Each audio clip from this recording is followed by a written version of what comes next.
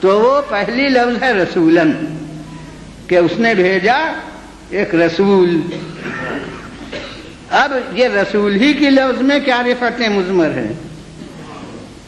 وہ صفتیں بات کو ہیں، ان کاموں پر اور بات کو ہوگا۔ پہلے رسول کے تحت میں لفظ رسول میں کیا بلندی مضمر ہے اس کو دیکھیے۔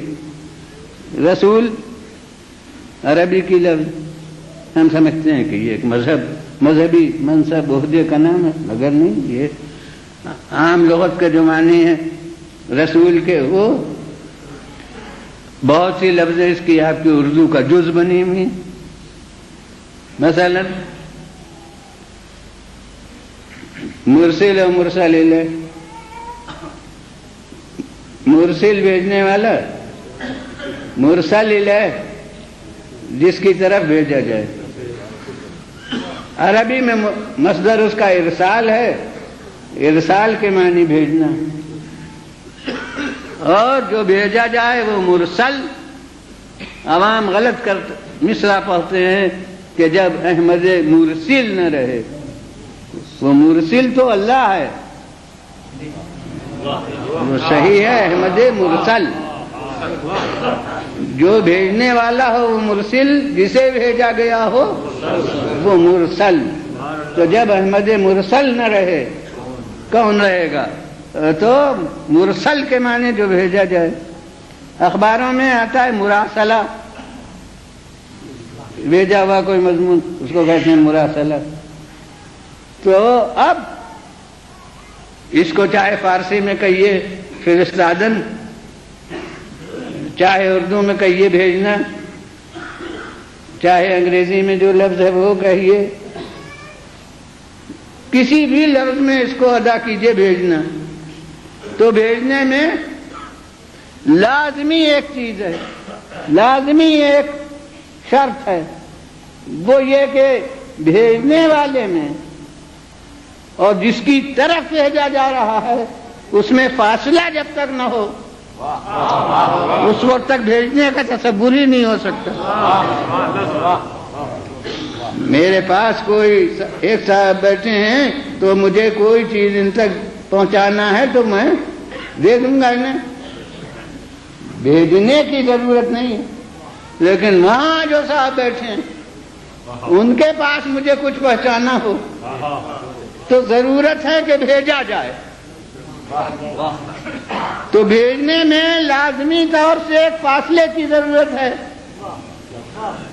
اس میں جو بھیجنے والا ہو اور اس میں جن کی طرف بھیجا جا رہا ہے۔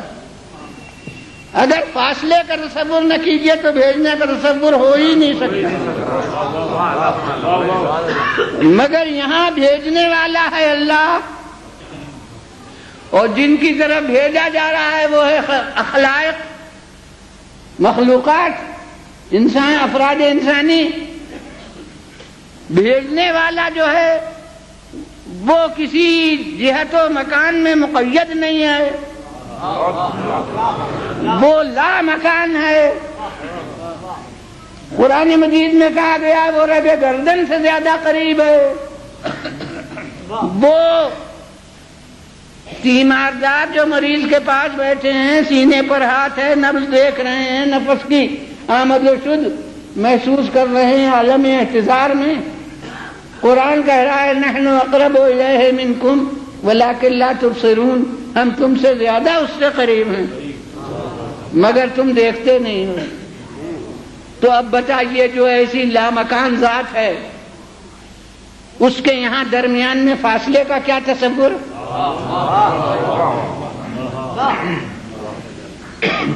وہ جب کسی جگہ رہنے والا نہیں، کسی محل پر متمکن نہیں،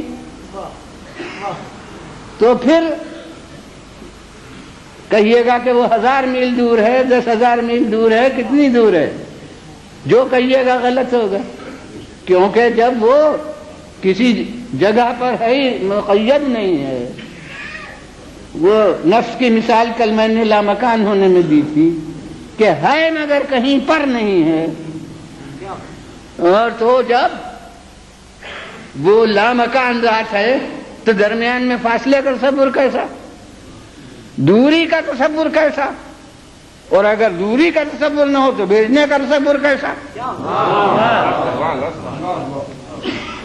اب دیکھیے یہ عمر میں کتنی دفعہ اشہد ان محمد رسول اللہ کہا، اور ایمان رسالت پر ضروری ہے، لیکن اب رسالت کے معنی سمجھنا مشکل ہو گئے کہ رسالت کے معنی کیا ہے، کیا معنی اللہ نے بھیجا؟ بعثا فی الامیین رسولا، بعث کے بھی معنی بھیجنا، اور رسول کے بھی معنی جو بھیجا جائے، اس نے بھیجا مرسلین میں، امیین میں ایک رسول، انہی میں سے۔ تو جناب والا یہ تو معمہ ہو گیا کہ یہ بھیجنا کیوں کر ہے؟ بھیجنے کا مطلب یہ ہے کہ وہ ہم سے بہت دور ہے، جبھی تو بھیجتا ہے، اور جب وہ کسی مکان پر مقید نہیں ہے تو دور کہنا اسے غلط ہے، اور جب دور کہنا غلط ہے تو بھیجنا غلط ہے۔ تو پھر رسول کو رسول کہنے کے کیا معنی، پھر رسول کو بھیجا اس کے کیا معنی، اس کا کیا مطلب؟ تو اب یہ مشکل بات ہو گئی، مگر میں کہتا ہوں کہ مشکل یہ آسان ہو جائے گی اگر اپنی ایک بات کے معنی سمجھ لیجئے۔ وہ اپنی ایک بات کیا ہے؟ عبادت میں نیت ضروری ہے، کوئی بھی عبادت ہو، نماز ہو، روزہ ہو، حج ہو، ارے پھر نماز کے لیے وضو ہو، غسل ہو، کچھ ہو، جو بھی عبادت ہے اس میں نیت لازمی ہے، اور نیت کا لازمی جز کیا ہے؟ قربتاً اللہ، اللہ سے قریب ہونے کے لیے، یہ معنی ہے۔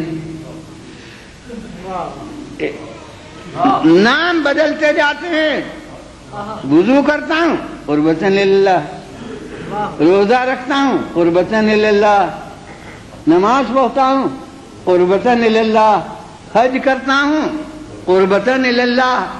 وہ نام عبادتوں کے بدلتے جاتے ہیں مگر قربتاً اللہ کی روح سب میں شریک ہے۔ یہ بھی ہے قربتاً اللہ، اور اگر قربتاً اللہ نہیں ہے تو نمائش ہے، عبادت نہیں ہے۔ جتنا بھی وضو میں ہوتا ہے سب کر لیا، جس فقہ کے لحاظ سے کیا، چاہے اس طرح کیا چاہے اس طرح کیا، کچھ کیا، جو ہوتا ہے مسا سر کا جس طرح کرنا تھا اس طرح کیا، چاہے اس طرح کر لیا، چاہے ہیر پھیر کے ساتھ کیا، بہر سب کچھ وہ کیا جو وضو میں ہوتا ہے، مگر قربتاً اللہ نہیں تھا۔ تو جناب صفائی ہو گئی مگر وضو نہیں ہوا۔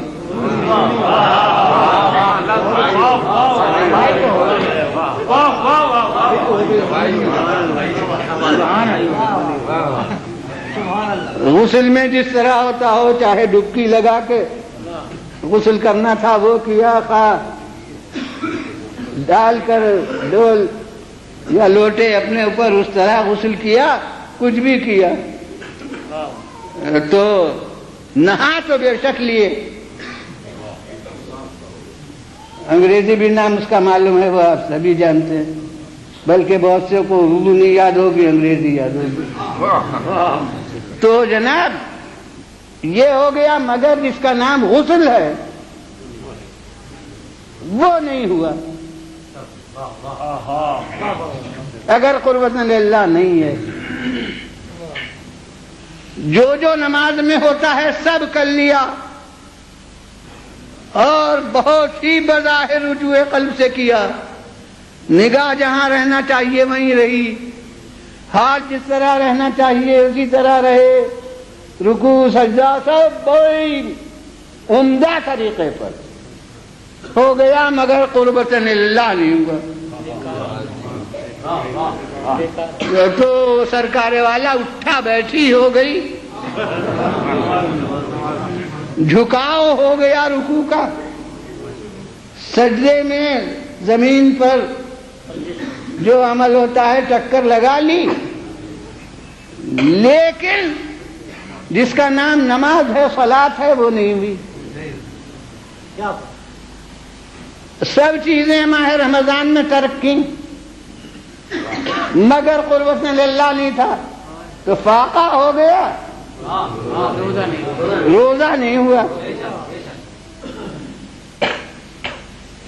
جو جو حج میں ہوتا ہے سب کر لیا، وہاں پہنچے بھی، اور جو جو باتیں عمر بھر نہیں کی تھیں، کیسے ریاضت سے بال رکھے تھے، مگر وہاں جا کے ختم کر دینا پڑے، اور جناب جو کپڑے کبھی نہیں پہنے تھے وہ کپڑے وہاں جا کر پہنے، سب کچھ وہی ہوا، مگر قربت للہ نہیں ہوا۔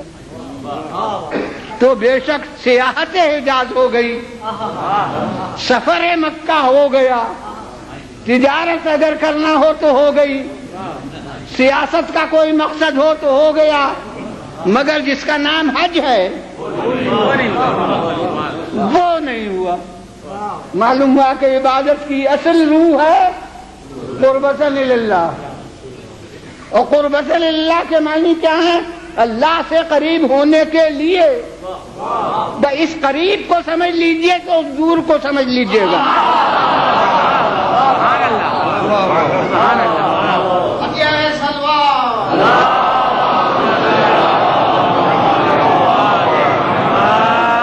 صلوات بھیجیے بلند آواز۔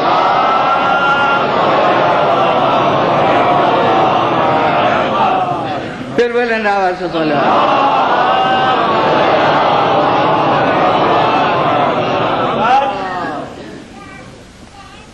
اللہ سے قریب ہونے کے لیے کیا مطلب؟ کیا اس نماز سے پہلے میرے اور اس کے درمیان میں 1000 میل کا فاصلہ تھا، اور جب یہ نماز پڑھ لوں گا تو 999 میل رہ جائیں گے، 1 میل وہ ادھر آ جائے گا یا میں ادھر چلا جاؤں گا؟ کیا مطلب؟ قربت للہ۔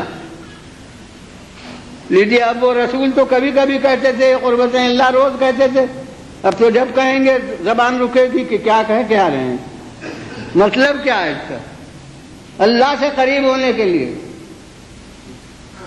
تو میں نے جہاں تک اس پر غور کیا ہے اور جو میری سمجھ میں آیا ہے وہ یہ ہے کہ نہ یہ قرب مسافت کا قرب ہے، نہ وہ بوجھ مسافت کا بوجھ ہے۔ اس قرب کا مطلب یہ قربت للہ کا ہے کہ خالق یعنی ذات الہی وہ نقطہ ہے کمال مطلق کا۔ جتنا ہم نقائص میں زیادہ گرفتار ہیں اتنا کمال مطلق کی منزل سے دور ہیں۔ ہر عبادت کا مقصد یہ ہے کہ نفس پر گلا ہو، ذرا برائیاں گھٹیں، نفس میں پاکیزگی کا اضافہ ہو۔ جتنا نقائص میں کمی ہوگی اتنا ہم منزل کمال مطلق سے نزدیک ہوئے۔